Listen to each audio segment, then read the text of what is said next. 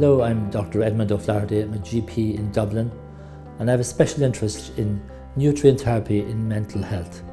I mostly deal with anxiety and depression, and in fact I gave a lecture to the European GP meeting on this subject in Vienna in 2012. Now, our brain is a chemical factory. What we are made up of is vitamins, minerals, essential fatty acids and amino acids. And all day, every day, these chemicals in our brain, which are called neurotransmitters, are being put together from the food we eat. And if we've got too much or too little of certain chemicals, we suffer from mental illness. Most doctors will just give you an antidepressant. They'll perhaps recommend psychotherapy. I will try and dig deep and find out what's causing your depression. Why do you feel so miserable? The old Shakespeare phrase comes to me a lot. How weary, stale, flat and unprofitable seem to me all the use of this world. Many people I see have wonderful assets, wonderful lives you would think, and yet their life is hell on earth. And one woman wrote to me a few months ago and she said, the suicidal thoughts I've had for 40 years have gone.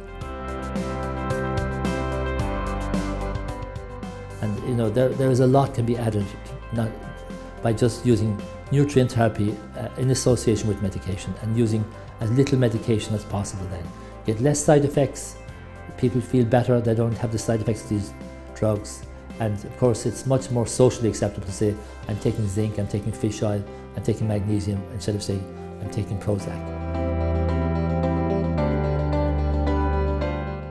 So I will take blood samples, a urine sample, and I will have them analysed very often by a specialised lab in London like Biolab. And when I get the results, I can very often say, I think the cause of the trouble is this. For example, high copper, low zinc. There are two of the big ones I come across. There are other more specific and more elaborate tests I do as well.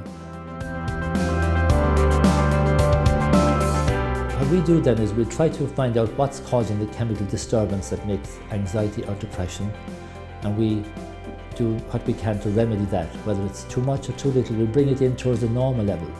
We bring the zinc up near the top of the normal level, and because it just seems the brain functions at a little bit better if it goes towards the top of the range.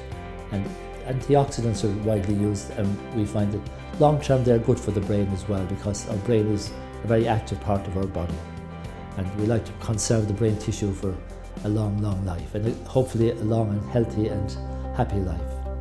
Thank you very much.